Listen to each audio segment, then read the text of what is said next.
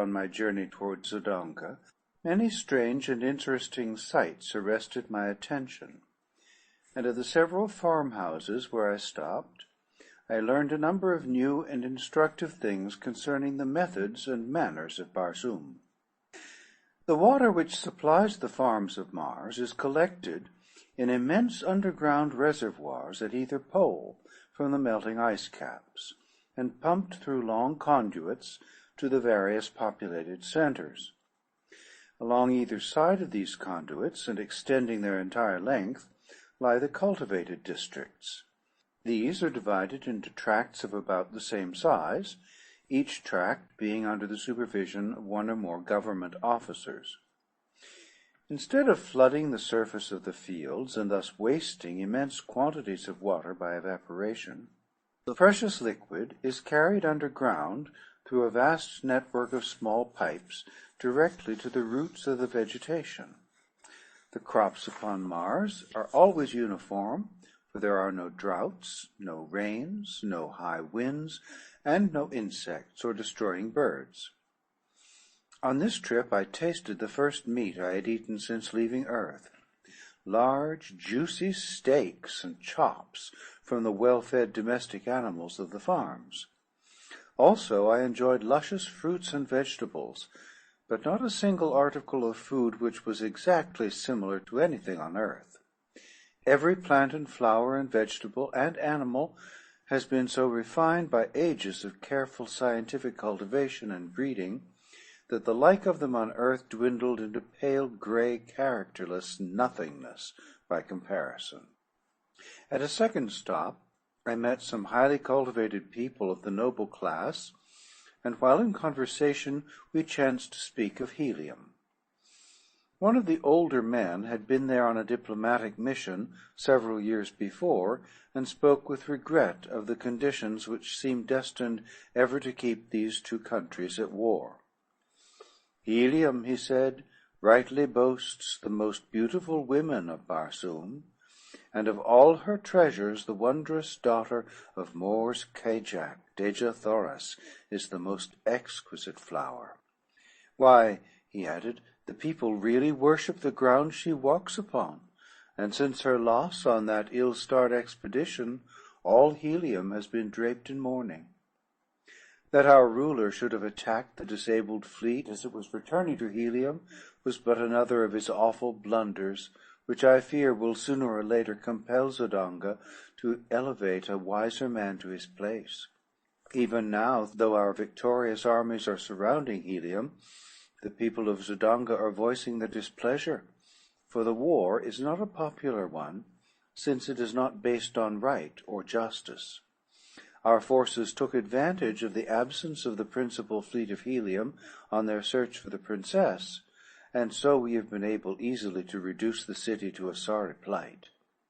It is said she will fall within the next few passages of the further moon. "And what think you may have been the fate of the Princess Deja Thoris?" I asked, as casually as possible. "She is dead," he answered. This much was learned from a green warrior recently captured by our forces in the south. She escaped from the hordes of Thark with a strange creature of another world, only to fall into the hands of the Wahoons. Their thoats were found wandering upon the sea bottom, and evidences of a bloody conflict were discovered nearby. While this information was in no way reassuring, neither was it at all conclusive proof of the death of Deja Thoris, and so I determined to make every effort possible to reach Helium as quickly as I could, and carry to Tardus Moor such news of his granddaughter's possible whereabouts as lay in my power. 10 days after leaving the 3 Tor brothers, I arrived at Zodonga. From the moment that I had come in contact with the red inhabitants of Mars, I had noticed that Woola drew a great amount of unwelcome attention to me, since the huge brute belonged to a species which is never domesticated by the red men. Were one to stroll down Broadway with a Numidian lion at his heels, the effect would be somewhat similar to that which I should have produced had I entered Zodonga with Woola. The very thought of parting with the faithful fellow caused me so great regret and genuine sorrow that I put it off until just before we arrived at the city's gates. But then, finally, it became imperative that we separate. Had nothing further than my own safety or pleasure been at stake, no argument could have prevailed upon me to turn away the one creature upon Barsoom that had never failed in a demonstration of affection and loyalty. But as I would willingly have offered my life in the service of her in search of whom I was about to challenge the unknown dangers of this to me mysterious city, I could not permit even Wula's life to threaten the success of my venture, much less his momentary happiness, for I doubted not he would soon forget me. And so I bade the poor beast an affectionate farewell, promising him, however, that if I came through my adventure in safety, that in some way I should find the means to search him out. He seemed to understand me fully, and when I pointed back in the direction of Thark, he turned sorrowfully away, nor could I bear to watch him go, but resolutely set my face towards Zodanga, and with a touch of heart-sickness approached her frowning walls. The letter I bore from them gained me immediate entrance to the vast walled city. It was still very early in the morning, and the streets were practically deserted. The residences, raised high upon their metal columns, resembled huge rookeries, while the uprights themselves presented the appearance of steel tree trunks. The shops, as a rule, were not raised from the ground, nor were their doors bolted or barred, since thievery is practically unknown upon Barsoom. Assassination is the ever-present fear of all Barsoomians, and for this reason alone their homes are raised high above the ground at night, or in times of danger. The Tor brothers had given me explicit directions for reaching the point of the city where I could find living accommodations, and be near the offices of the government agents, to whom they had given me letters. My way led to the central square or plaza, which is the characteristic of all Martian cities. The plaza of Zodanga covers a square mile, and is bounded by the palaces of the Jedak, the Jeds, and other members of the royalty and nobility of Zodanga, as well as by the principal public buildings, cafes, and shops. As I was crossing the great square, lost in wonder and admiration of the magnificent architecture and the gorgeous scarlet vegetation which carpeted the broad lawns, I discovered a red Martian walking briskly toward me from one of the avenues. He paid not the slightest attention to me, but as he came abreast, I recognized him, and turning, I placed my hand upon his shoulder, calling out, "Kaur, Kantos Khan!" Like lightning he wheeled, and before I could so much as lower my hand, the point of his long sword was at my breast. "Who are you?" he growled, and then, as a backward leap carried me 50 feet from his sword, he dropped the point to the ground and exclaimed, laughing, "I do not need a better reply. There is but one man in all Barsoom who can bounce about like a rubber ball. By the mother of the further moon, John Carter, how came you here? And have you become a Darseen, that you can change your color at will? You gave me a bad half-minute, my friend," he continued, after I had briefly outlined my adventures since parting with him in the arena at Warhoon. "Were my name and city known to the Zodangans, I would shortly be sitting on the banks of the lost sea of Koros, with my revered and departed ancestors. I am here in the interest of Tardos Mors, Jedak of Helium, to discover the whereabouts of Dejathoris, our princess. Sobthan, prince of Zodanga, has her hidden in the city, and has fallen madly in love with her. His father, Thonkosis, Jedak of Zodanga, has made her voluntary marriage to his son the price of peace between our countries. But Tardos Mors will not accede to the demands, and had sent word that he and his people would rather look upon the dead face of their princess than see her wed to any than her own choice. and that personally he would prefer being engulfed in the ashes of a lost and burning helium to joining the metal of his house with that of Thancosis. His reply was the deadliest affront he could have put upon Thancosis and the Zodongans, but his people love him the more for it, and his strength in helium is greater today than ever. "I have been here 3 days," continued Kantos Kan, "but I have not yet found where Dejah Thoris is imprisoned. Today I join the Zodongan navy as an air scout, and I hope in this way to win the confidence of Sabthan, the prince, who is commander of this division of the navy, and thus learn the whereabouts of Dejah Thoris. I am glad that you are here, John Carter, for I know your loyalty to my princess, and 2 of us working together should be able to accomplish much." The plaza was now commencing to fill with people, going and coming upon the daily activities of their duties. The shops were opening and the cafes filling with early morning patrons. Kantos Kan led me to one of these gorgeous eating places, where we were served entirely by mechanical apparatus. No hand touched the food from the time it entered the building in its raw state until it emerged, hot and delicious, upon the tables before the guests, in response to the touching of tiny buttons to indicate their desires. After our meal, Kantos Kan took me with him to the headquarters of the Air Scout Squadron, and, introducing me to his superior, asked that I be enrolled as a member of the corps. In accordance with custom, an examination was necessary, but Kantos Kan had told me to have no fear on this score, as he would attend to that part of the matter.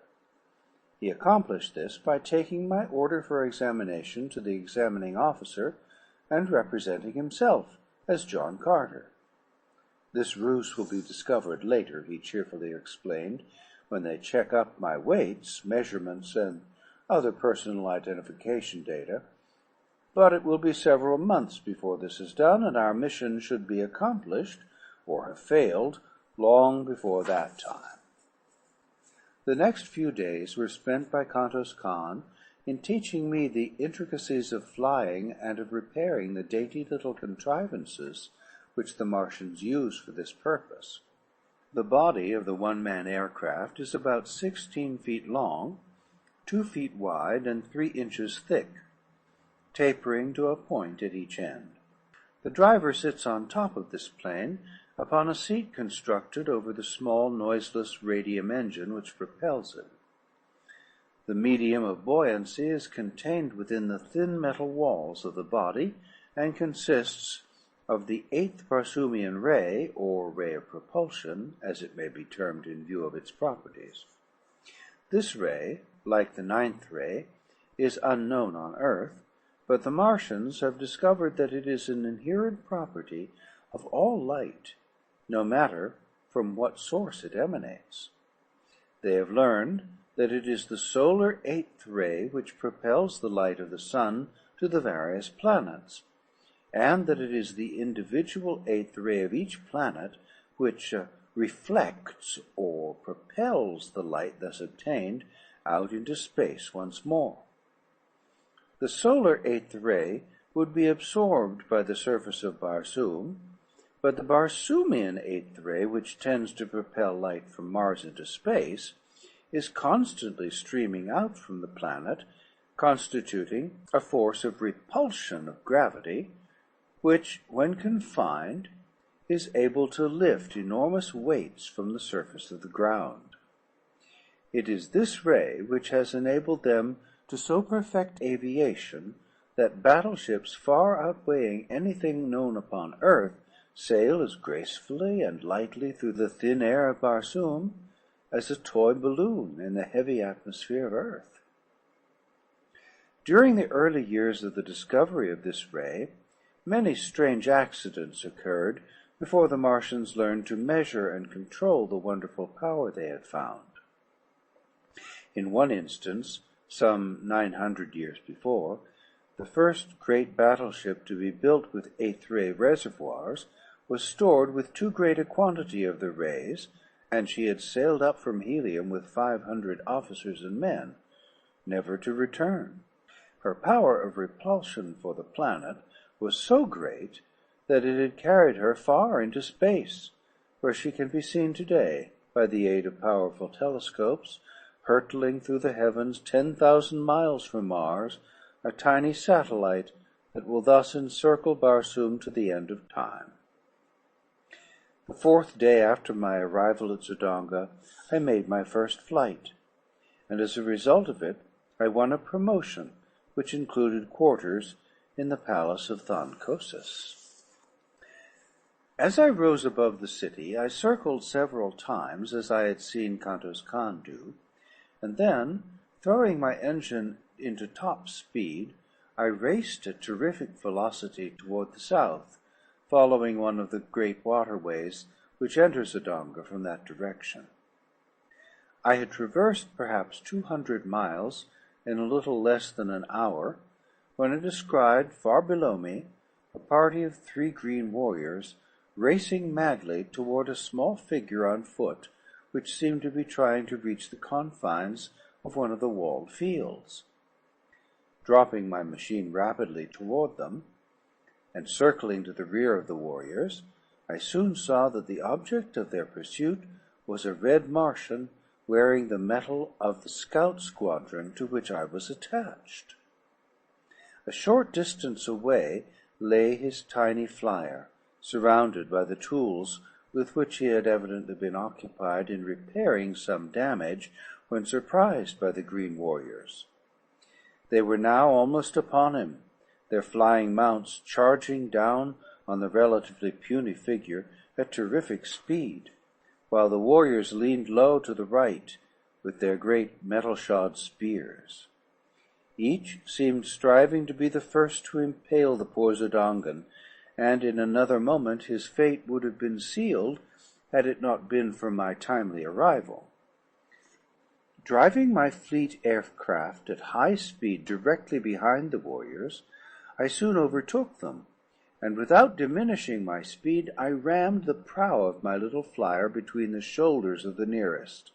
The impact, sufficient to have torn through inches of solid steel, hurled the fellow's headless body into the air over the head of his throat, where it fell sprawling upon the moss. The mounts of the other 2 warriors turned squealing in terror and bolted in opposite directions. Reducing my speed, I circled and came to the ground at the feet of the astonished Zodongan. He was warm in his thanks for my timely aid, and promised that my day's work would bring the reward it merited, for it was none other than a cousin of the Jeddak of Zodonga, whose life I had saved. We wasted no time in talk, as we knew that the warriors would surely return as soon as they had gained control of their mounts. Hastening to his damaged machine, we were bending every effort to finish the needed repairs, and had almost completed them, when we saw the 2 green monsters returning at top speed from opposite sides of us. When they had approached within 100 yards, their throats again became unmanageable, and absolutely refused to advance further toward the aircraft which had frightened them. The warriors finally dismounted, and hobbling their animals, advanced toward us on foot with drawn longswords. I advanced to meet the larger, telling the Zodongan to do the best he could with the other. Finishing my man with almost no effort, as had now, from much practice, become habitual with me, I hastened to return to my new acquaintance, whom I found, indeed, in desperate straits. He was wounded, and down, with the huge foot of his antagonist upon his throat, and the great longsword raised to deal the final thrust. With a bound I cleared the 50 feet intervening between us, and with outstretched point drove my sword completely through the body of the green warrior. His sword fell harmless to the ground, and he sank limply upon the prostrate form of the Zodongan. A cursory examination of the latter revealed no mortal injuries, and after a brief rest, he asserted that he felt fit to attempt the return voyage.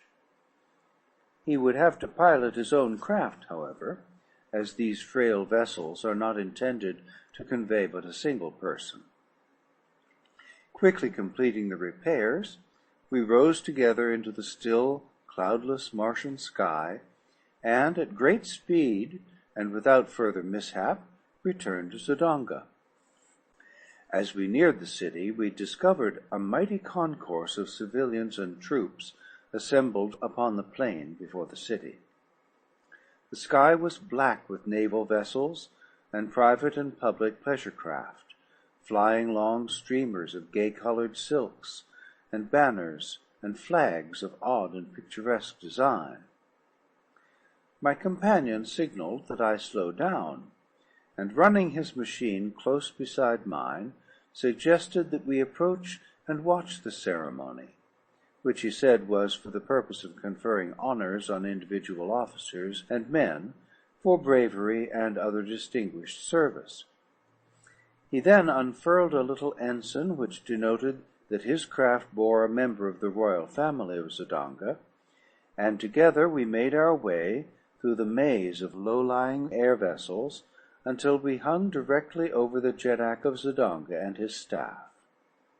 All were mounted upon the small domestic bull thoats of the Red Martians, and their trappings and ornamentation bore such a quantity of gorgeously colored feathers that I could not but be struck with the startling resemblance the concourse bore to a band of the Red Indians of my own earth. One of the staff called the attention of Thoncosis to the presence of my companion above them, and the ruler motioned for him to descend. As they waited for the troops to move into position, facing the Jeddak, the two talked earnestly together, the Jeddak and his staff occasionally glancing up at me. I could not hear their conversation, and presently it ceased, and all dismounted, as the last body of troops had wheeled into position before their emperor. A member of the staff advanced toward the troops, and calling the name of a soldier, commanded him to advance. The officer then recited the nature of the heroic act which had won the approval of the Jeddak, and the latter advanced and placed a metal ornament upon the left arm of the lucky man. 10 men had been so decorated when the aide called out, "John Carter, Air Scout." Never in my life had I been so surprised, but the habit of military discipline is strong within me, and I dropped my little machine lightly to the ground and advanced on foot, as I had seen the others do. As I halted before the officer, he addressed me in a voice audible to the entire assemblage of troops and spectators. "In recognition, John Carter," he said, "of your remarkable courage and skill in defending the person of the cousin of the Jeddak Thoncosis, and single-handed vanquishing 3 green warriors, it is the pleasure of our Jeddak to confer on you the mark of his esteem." Thoncosis then advanced toward me, and placing an ornament upon me, said, "My cousin has narrated the details of your wonderful achievement, which seems little short of miraculous. And if you can so well defend a cousin of the Jeddak, how much better could you defend the person of the Jeddak himself? You are therefore appointed a Padwar of the guards, and will be quartered in my palace hereafter." I thanked him, and at his direction joined the members of his staff. After the ceremony, I returned my machine to its quarters on the roof of the barracks of the Air Scout Squadron, and, with an orderly from the palace to guide me, I reported to the officer in charge of the palace. End of chapter 21.